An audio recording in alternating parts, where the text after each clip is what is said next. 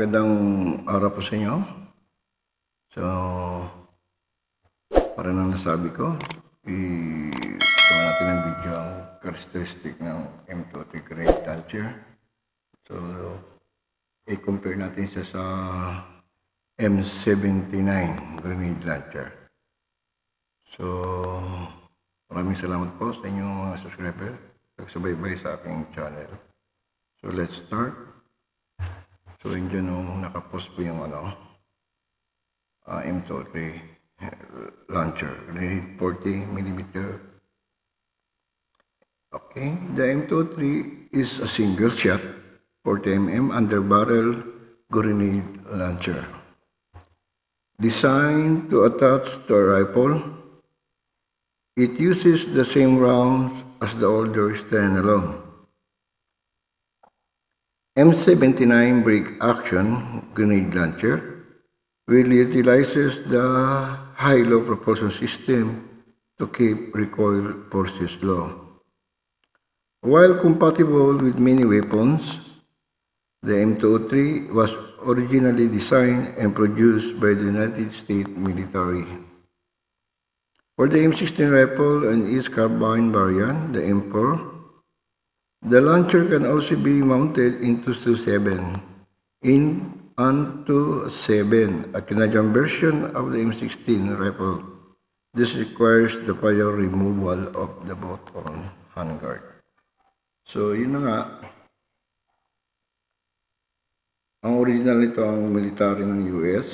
So, i-attach po ito sa M16 rifle sa ilalim. So, yung i-remove yung ibabaw na handguard ng M16, then pati sa ilalim, then i-attach sa ilalim itong launcher grenade, i-screw po yan, then ibalik yung taklob sa ibabaw, yung sa baba hindi na, so may attachable na po yun. Okay,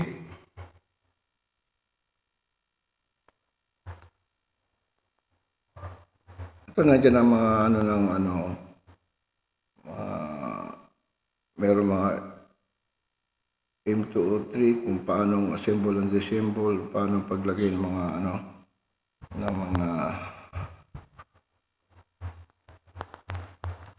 ng 203 accessories.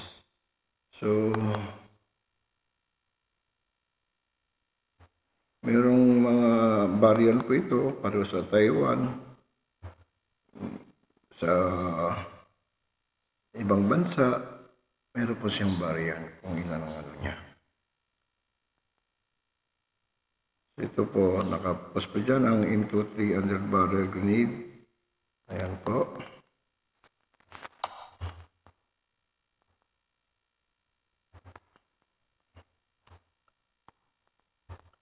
So, ang po na itong M203 is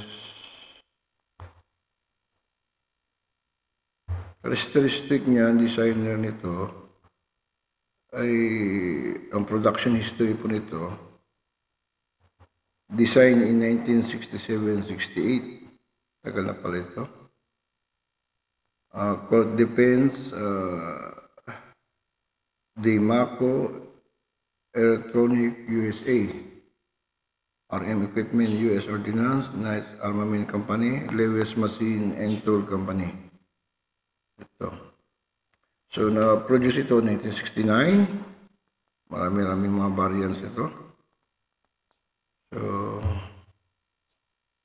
ang mass niya ay 3 pounds, 1.3 kg unloaded. Ibig sabihin wala pang kargang bala. So, ang length niya ng 203 is 380 mm, into 3E1 in 305 mm. Barrel length is 305 mm. or 9 into 30 mm. Cartridge 40 by 46 mm. Ang niya ay single shot. Action niya ay single shot. Isang ipag-load mo sa ilalim. Tak. So, ang rate of fire niya is 5 to 7 round aim shot or or 15 to 17 rounds per minute area suppression. So, 15 to 17. Paspas ka niya, mabilis ka. Plok! Hindi pa nakakalanding yung bala. Plok muli. Ano yun? So, 17. So, ang effective firing range niya is 380 yards or 150 meters fire team size area target. And 164 yards or 150 meters vehicle or weapon point target. So, maximum firing range sight niya is 437 yards or 400 meters. Ang sight niya ay quadrant sight or ladder sight on rifle. So, quadrant. So, i-compare naman natin siya sa sa M79. Ang M79 grenade launcher is, yan ang picture, single shot shoulder, 5-break action grenade launcher that fires a 40 by 46 mm grenade.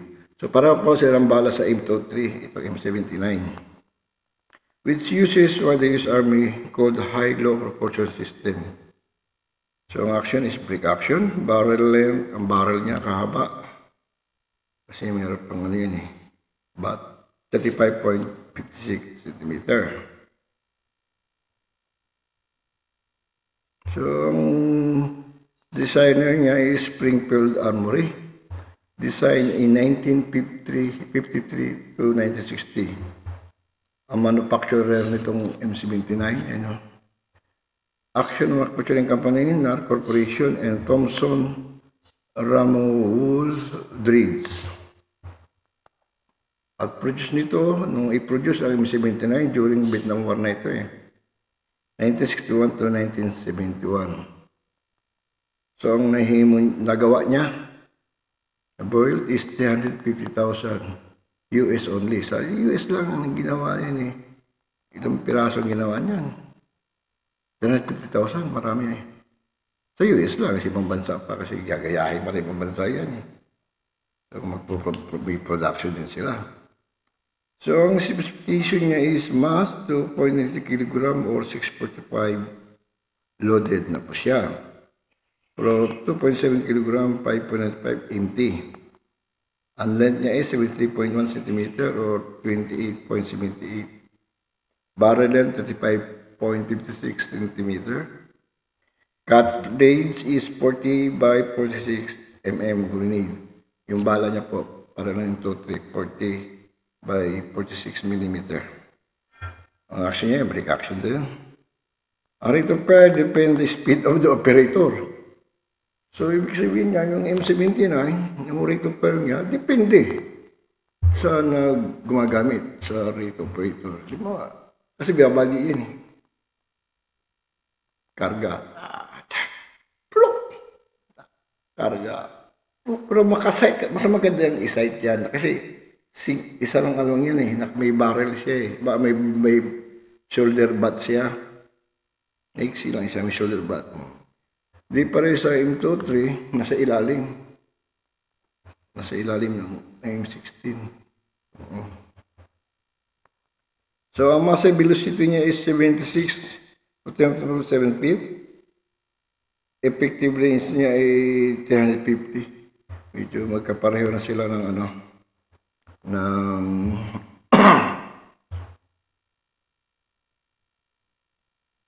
ng M23. Pero mas M23 kasi 450, 400.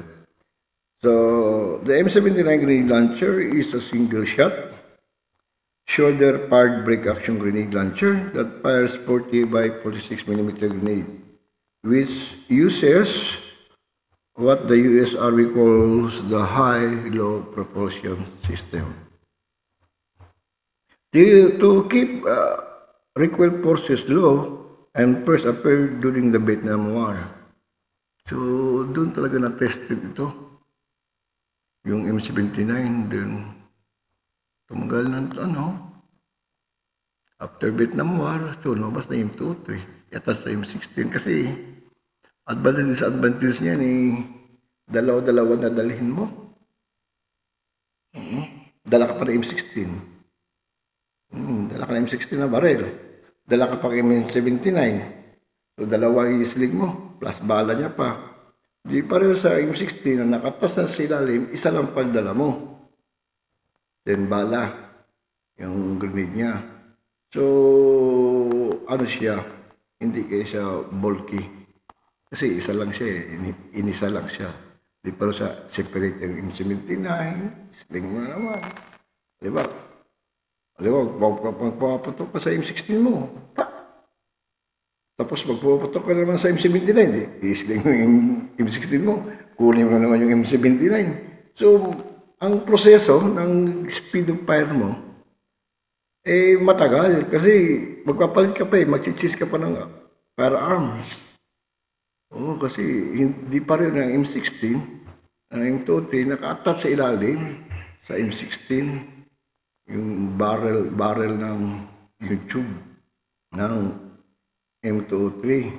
So, pagbabaril ka ng gamitin mo M16 ammunition, isa lang. Then, kung paano ka lang sa baba, baba mo lang kamay mas baba.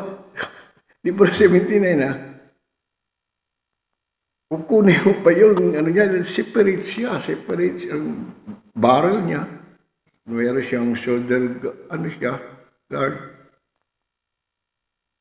So, dalawin mo. Bulky, masyadong hassle. Kasi na-try ko yan. Na-try ko yung M79. Maganda itong M79. Sige daw. So, may M79 ang aming supply. Kundi mo na ako niyang 203. M79, try ko. So, nakatry ako niyan. Hassle. Kasi magpaputok ko ng M16, tapos balik mo ng M16 mo. Paputok ko ng M79, Katapos mo putok yung M79, balik, kuha ka na yung M16 mo. Hassle ulit balik yung naka-isling yan Di pa rin ng M23 na magpaputok ka, nasa ilalim lahat. Puputok yung M16, paputok sa 203, naka-attach siya sa ilalim. So, yun ang disadvantage niya, yung speed mo. Yun nga, depende daw sa operator, kung mabilis. Okay. During nag-appear dito during sa Vietnam War. Its distinctive report has earned in colorful nicknames as a Stamper, Top Gun, Blue Top, Big Ed, Elephant Gun, and Blue Pearl among American soldiers, as well as cannon in reference to the grenade size. Australian unit referred to it as the Wombat gun. Sa Australia ko ang unit na anong tawag na sa M79. Ang tawag nila ay Wombat. The M79 can fire a wide variety of 14M rounds, including explosive, anti-personnel, smoke, backshot, projectile with ventil for stable flight, and illumination, which are replaced by M203. So, yun na nga. Maraming magamit sa mapili sa magpaputok ng mga smoke grenade, including anti-personnel, smoke backshot. So, yun ang ng M79. So, kasagaran nila, palitan na siya. Well, largely replaced by the M203. The M79 has remained in service in many units worldwide in unique role. Pero sa ganun pa man, yung M79 ginagamit pa rin, nasa serbisyo pa rin sa maraming unit sa ibang bansa.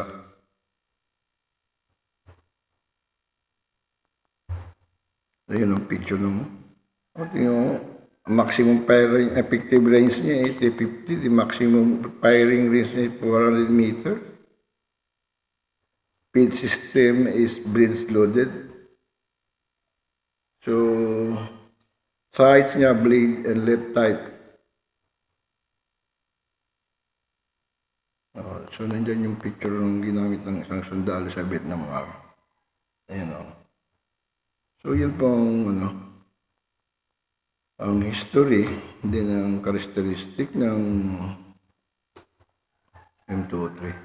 Pero kung ako'y dito lang po ako sa M203. Kasi ganun din yung ang characteristic niya eh.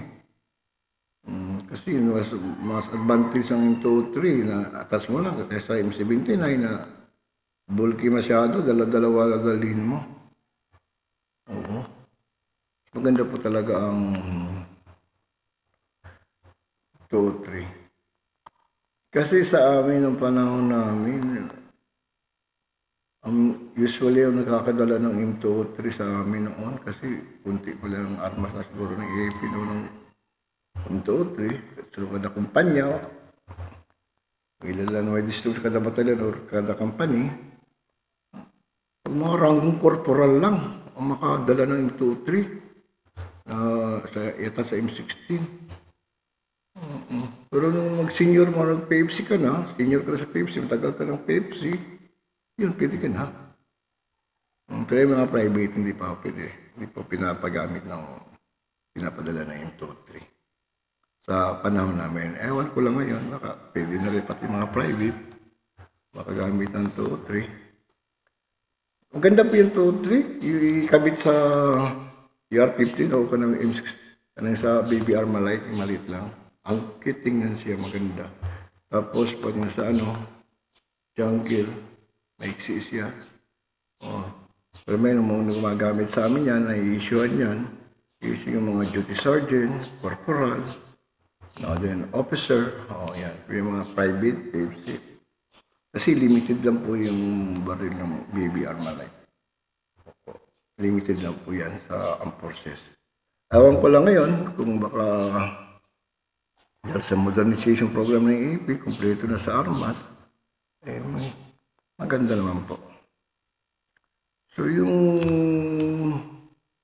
na-share ko lang sa inyo regarding sa advantage and disadvantage sa M203. So nakapost po dyan kung kayo na mag-decide kung anong ninyo, choice ninyo. 79 ba o M203? Pero kung ako, M203. Kasi nakatas na siya sa M16. Pero na M79 na separate siya. Kung magpapatok ko sa M16 mo, then magpapatok ko sa M79, sa grenade launcher mo, tabi mo muna yung i-sling mo muna M16, kunin mo yung M79 na naka-sling, tsaka ka makagpapatok. So yung speed of fire mo, ma-reduce, di pareho sa ang speed of fire sa 203, sa operator, mabilis kasi nakakabitan doon lahat. So,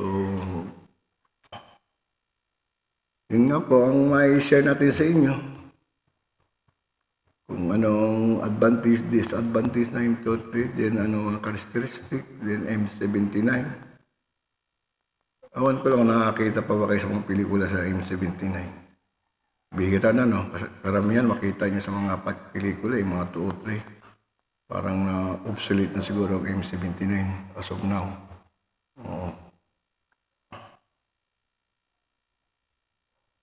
Pero pinaka-modern po talaga na armas, pinaka-standard na armas sa buong mundo is M16.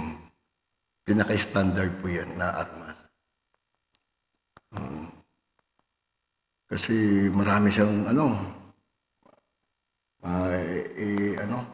nailagay sa M16, maraming i-attach, pwede. Telescopic, aiming light. May aiming light pa yan. Marami pa ilagay parang laser. Yan, aiming light. Marami pa yung kabit dyan. Pang-sniping ko, telescope, kabit. Lahat yung kabit, pwede kabit dyan sa M16. Maraming yan. Kaya standard talaga ang M16. Yung AK-47 naman sa klase ni Kub na made in Russia, may nakita ko na kinabit ang M203. Mabigat na masyado. Mabigat na masyado yan. Para ng M14. May nag-try na kinabit ang M203. Napakabigat niyan. Bigat na nga M14, talaga pa M203, grabe yung bigat na yan. Ang talaga, M16. ang pinakamaganda, makakabitan ng 2-3. Ano talaga siya? Standard weapon, conventional weapon, then ang ammunition niya ay madali. Maraming bala, dali lang ma-produce. Then, sa cause of stoppage, hindi basta puputok at puputok talaga ang M16. Di pare sa ibang armas na mayroong maraming cause of stoppage. Hindi pumuputok. Papalya. Yung sa M16, puputok at puputok po talaga yan. So, hanggang dito lang po ang aking explanation sa comparison ng M79 at M203, advantage and disadvantages, then kanyang characteristic, then history ng armaments.